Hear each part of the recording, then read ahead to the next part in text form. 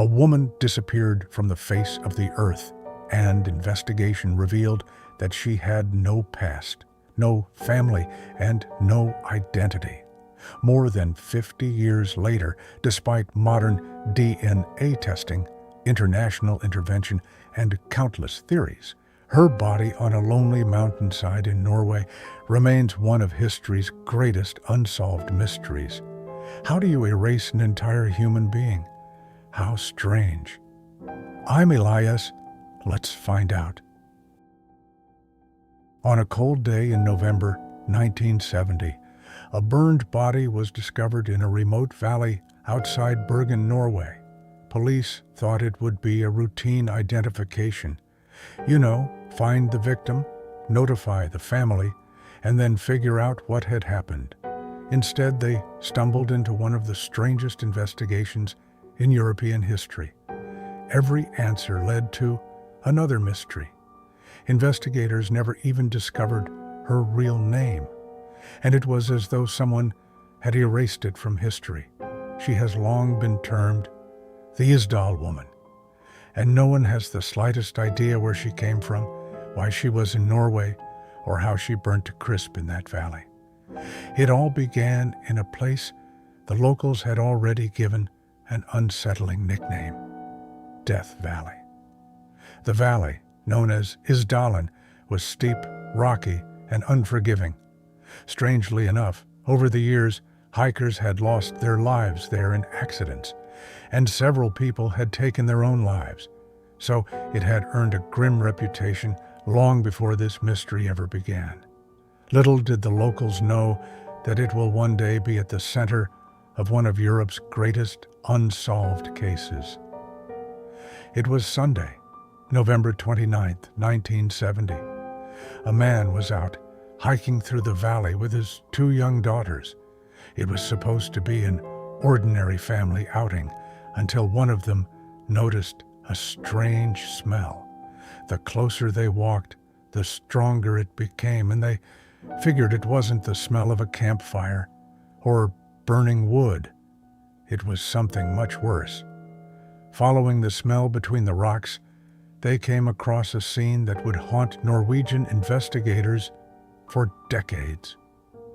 Lying on the ground was the burned body of a woman.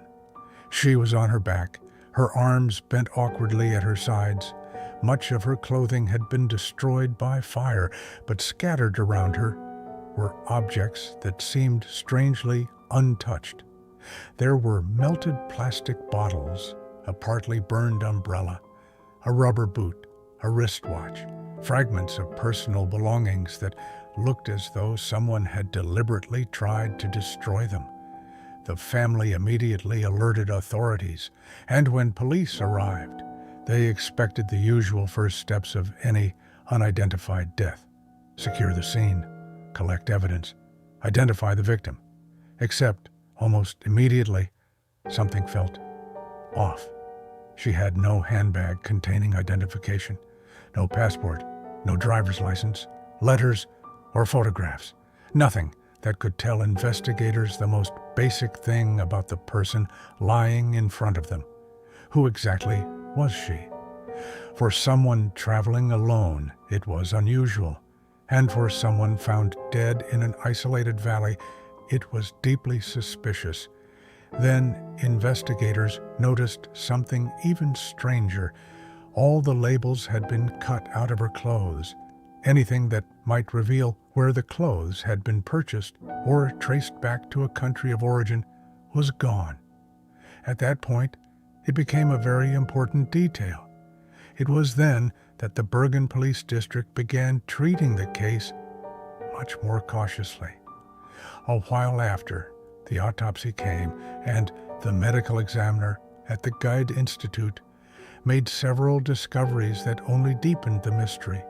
It turned out that the woman had swallowed a large number of barbiturates, a type of powerful sleeping medication commonly prescribed at the time.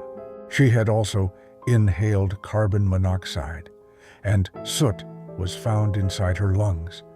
That meant she had still been breathing while the fire burned.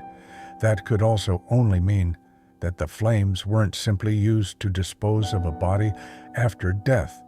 They became part of how she died.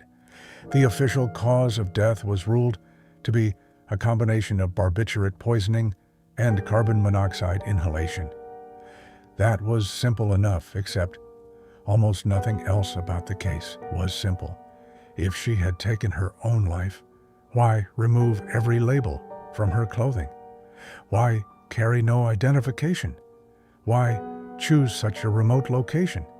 And perhaps the biggest question of all, why did nobody seem to know she was missing? Police had to circulate descriptions. They contacted authorities in other countries. They even waited for reports from worried relatives or friends. Nothing. Days turned into weeks. Weeks became months. Nobody came forward claiming the woman. It was as though she had appeared in Norway completely alone and disappeared from the world just as completely. But investigators were just about to learn that the woman hadn't even arrived in Bergen empty-handed. They conducted a search of the city's railway station and somehow uncovered 2 suitcases linked to the victim. And inside were objects that would completely transform the investigation. Because instead of answering the question of who she was, the suitcases would reveal that this mysterious woman had been living not one life, but several. Meanwhile, investigators were hoping for something completely different. Maybe a passport, a driver's license, a letter, anything with a name on it. Instead, they found a collection of items that only made the woman seem even more mysterious. There were expensive clothes, carefully folded and packed, several wigs, multiple pairs of glasses, some with plain lenses and others fitted with prescriptions, cosmetics, a notepad filled with strange combinations of letters and numbers, several foreign currencies, and a handful of spoons. One thing, however, stood out above everything else, just like the clothes found on her body. The labels had been cut from nearly everything inside the suitcases. Clothing labels, cosmetic labels, anything that could point investigators toward a manufacturer or a place of purchase had been carefully removed. Whoever this woman was, she had gone to extraordinary lengths to make sure she couldn't be traced, or someone else had done it for her. As police cataloged every item, they began asking a simple question. If she wanted to disappear, why leave the suitcases behind at all? The answer, they believed, was that she intended to return for them. She had checked them into the station's luggage lockers only days before her death. That suggested she hadn't planned to vanish forever, at least not yet. She expected to come back, but she never did. Among the belongings was one item that fascinated investigators more than anything else. A small notebook. At first glance, its content looked meaningless, but detectives quickly realized it wasn't nonsense at all. It was a code. For days they worked to crack it. Eventually, the pattern became clear. The notebook wasn't recording secret messages. It was recording her movements. Each coded entry corresponded to a different trip, dates, cities, hotels. Every stop carefully documented in a language only she seems to understand. Once investigators matched the code to hotel records across Europe, an astonishing picture began to emerge. The woman hadn't simply traveled. She had been constantly moving. Paris, Brussels, Stavanger, Trondheim, Oslo, Bergen. And those were only the places investigators could confirm. She would check into a hotel, act natural, remain for a day or two, then quietly disappear before moving on to the next city. Hotel staff at Hotel Hordeheimen even remembered her. Some described her as elegant and well-dressed. Others remembered that she spoke fluent German and French, while also communicating in English. She appeared confident, reserved, polite, the sort of guest who never caused problems. The only thing is, every single hotel seemed to know her by a different name. At one hotel, she introduced herself as a Belgian businesswoman. At another, she claimed to be a traveling antiques dealer. Elsewhere, she used entirely different personal details, different birthdays, different occupations, different identities. By the time investigators finished reviewing the records, they realized she had traveled under at least 8 separate aliases. Most of us struggle to remember one complicated password, but this woman managed to maintain multiple identities across several countries without raising suspicion. And it wasn't just the names that changed. Her appearance did too. Witnesses recalled seeing her wearing different wigs, sometimes dark-haired, sometimes lighter. She seemed to alter her look depending on where she was staying. Not dramatically enough for people to think it was a disguise, but just enough to make casual recognition much less likely. Perhaps the strangest thing of all was her behavior. Hotel employees later described several habits that, at the time, didn't seem unusual, but looking back, they suddenly began to make a bit of sense. She often requested rooms facing the street. She sometimes changed rooms after checking in. She preferred paying with cash. She rarely chatted with other guests. And before leaving a room, she would spend time carefully cleaning it. Again, none of these things prove she was a suspicious person at the time. I mean, plenty of private people pay cash, and plenty of travelers like quiet hotel rooms. Investigators also discovered something curious about her language skills. Although she spoke fluent German and French, witnesses noticed she occasionally struggled with English in ways that didn't quite match someone claiming to be from Belgium. Her accent was difficult to place. Some thought she sounded German. Others insisted she was French. A few believed she might have been from somewhere in Eastern Europe. No one could agree. It was almost as if every person had met a slightly different version of the same woman.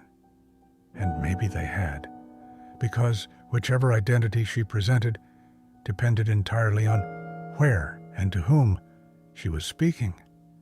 And as police retraced her journey, another detail emerged that would send the investigation in an entirely new direction. Several witnesses remembered seeing her in the company of unidentified men. The encounters were brief, quiet, and almost businesslike. There were no public displays of affection, no obvious friendships, just short meetings before each person went their separate way. Who were these men? Business associates, lovers, handlers, or complete strangers whose paths had simply crossed hers? No one knew. And by now, investigators were beginning to realize something unsettling. They weren't investigating the death of an ordinary tourist anymore.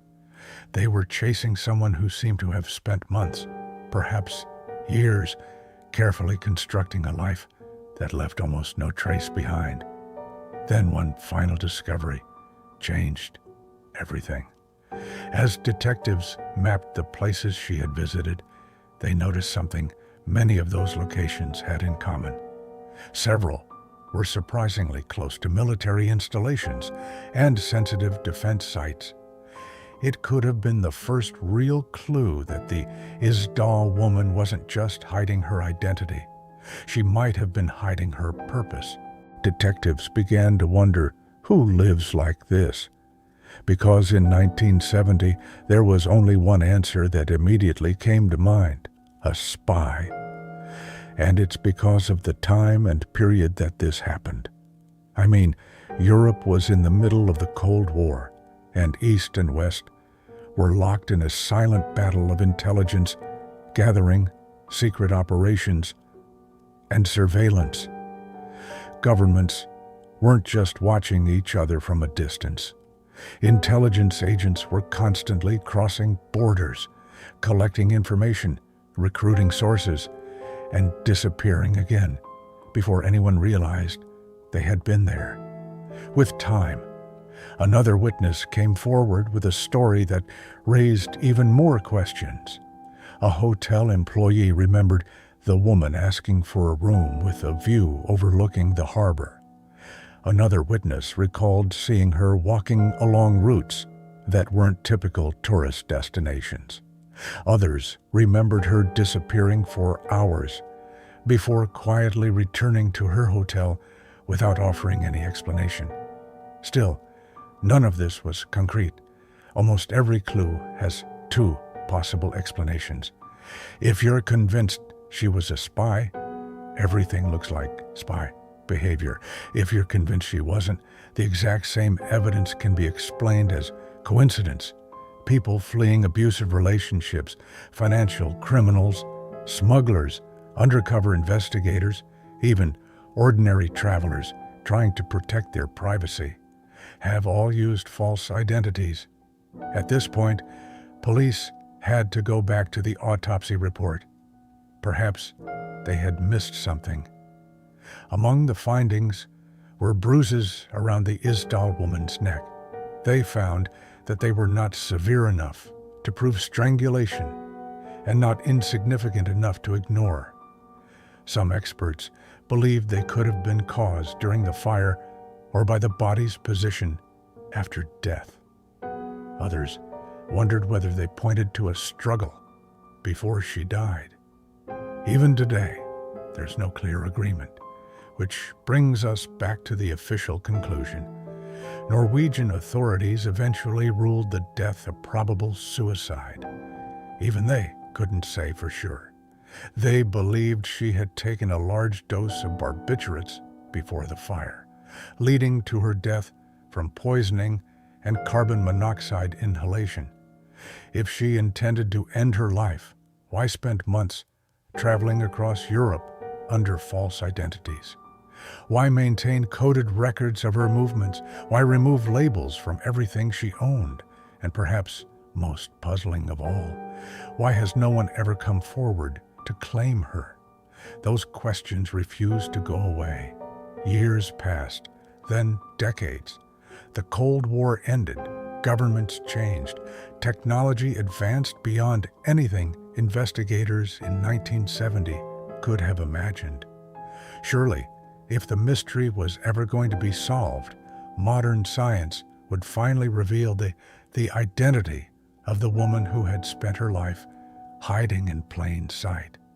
Instead, something else revived the case: her dental work.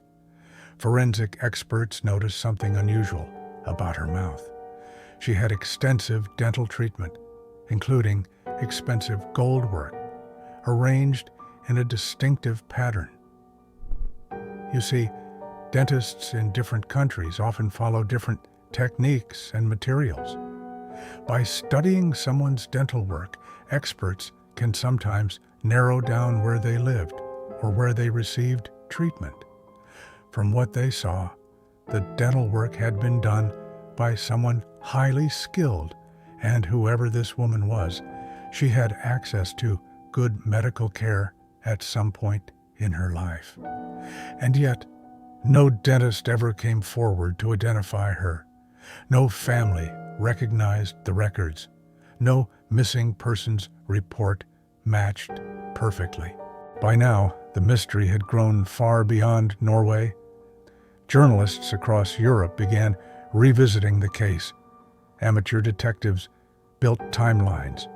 Former intelligence officers quietly hinted that classified files might hold answers the public had never seen. Some even concluded that governments knew exactly who she was and simply refused to say. Slowly, one of Norway's largest investigations became one of its greatest unsolved mysteries. That vacuum has allowed theories to grow for more than 50 years. The most famous of them all remains that the Isdal Woman was a spy. Another theory is that she was connected to organized crime or international smuggling. Her constant movement between countries and her false identities could actually fit that explanation just as easily. Others even believe she wasn't living a secret life at all. Maybe she was simply running from something. A dangerous relationship, political persecution, a traumatic past. People disappear voluntarily every year, creating new identities and leaving everything behind. Perhaps she was one of them.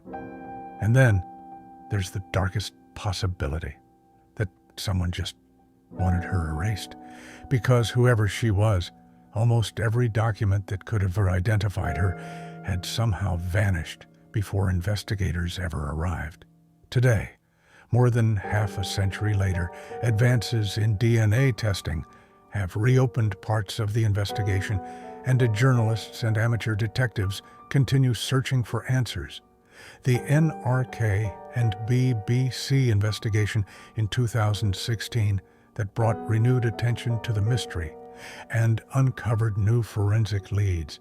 Every few years, a new lead appears, a new witness comes forward, a new theory makes headlines, and every time people wonder if this will finally be the breakthrough.